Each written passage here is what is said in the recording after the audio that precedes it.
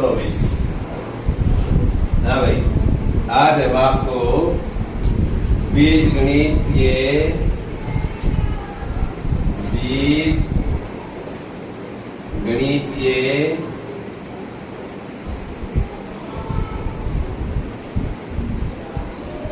व्यंजक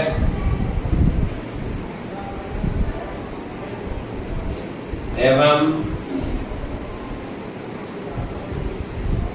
सरवनिका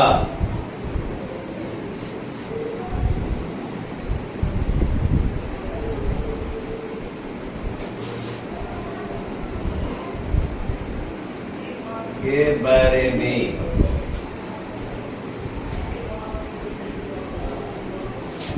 बताएंगे।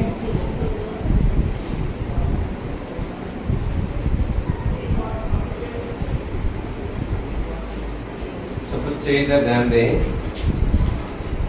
देखो, बीजीय व्यंजक वो होते हैं किसी भी भाषा की वर्णमालाओं का जोड़, घटा, गुणा, भाग बीजीय व्यंजक कहलाता है। जैसे 3x 4y 2x जमा में 5 3y जमा 2 इत्यादि, ये सारे के सारे बीजीय व्यंजक हैं। या x बटे y a गुना में b, किसी भी भाषा की अल्फाबेट का मतलब होता है वर्णमालाएं। जैसे हिंदी की हमारी है, हिंदी में हिंदी की आएंगी, इंग्लिश में इंग्लिश की आएंगी। जैसी भी भाषा होगी उसी भाषा की वर्णमालाएं आएंगी।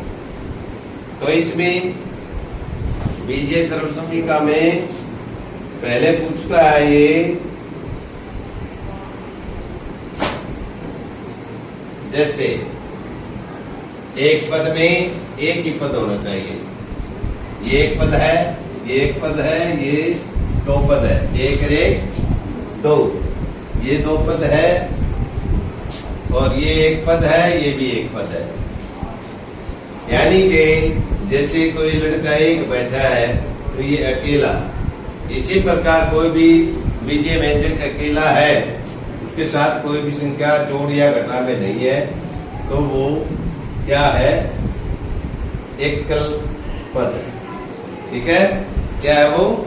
एकल पद है या एकल पदीय व्यंजक है। यानी कि एकल का मतलब एक ही पदीय है। जिसमें दो पद है वो द्विपद है, तीन है वो त्रिपद है। ठीक है, जैसे ये आ जाए 2x की 2 जमा 3y माइनस 4, ये कितने पद है इसमें? 1 2, ये त्रिपद है। क्या ये? त्रिपद। इस प्रकार जितने भी पद होंगे वो सारे के सारे गिने जाएंगे। समझ आ गया? एक पद, दो पद, तीन पद का पता लग गया। 4 पद है तो 4 लिखेंगे, 5 है तो 5 लिखेंगे। अब इसके बाद ये बताता है, कहता है गुणांक। गुणांक का मतलब है जो आपस में, अब इसने पूछा है गुणांक।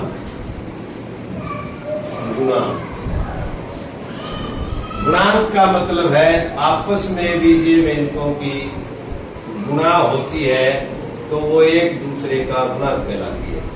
जैसे 4a में a का गुणांक क्या है?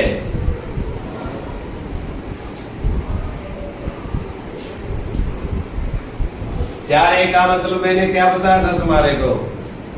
4 गुना में a। 4a का मतलब है 4 और 1 की गुणा। ठीक है, एक जैसी संख्या है, मान लो बीजीय व्यंजक है, एक जैसे आधार है तो उनकी ताकतें जुड़ेंगी, भाग है तो ताकतें घटेंगी। जोड़ घटा में कोई ताकत में फर्क नहीं होता, उनके बीच में जमा या घटा का चिन्ह आ जाता है। और एक जैसे व्यंजक है, बीजीय व्यंजक है, तो उनके गुणांक जोड़ दिए जाते हैं। ठीक है, अब जैसे 4a में का गुणांक क्या है? 4 है, और 4a में 4 का गुणांक क्या है? ए। ये आपस में एक दूसरे के गुणांक हैं। क्या है? एक दूसरे के गुणांक है। इसी प्रकार इसके बाद आता है बहुपदों का घातांक। घातांक मैंने आपको बताया ही था, जैसे 4x की 2, 5y की 3, ये घातांक में इनकी ताकतें हैं और जिसके ऊपर घात लगी होती है वो उसका आधार है। जैसे हमारा आधार पृथ्वी है, ठीक है, इसलिए ये x की 2 में आधार क्या है? x है और ताकत या घात बराबर है 2 है। ठीक है, घात या ताकत 2 है। समझ आ गई? अब जिसके ऊपर हम खड़े हैं पृथ्वी हमारा आधार है और हम इसकी ताकत है। ठीक है, तो आगे हमारा ये पूछता है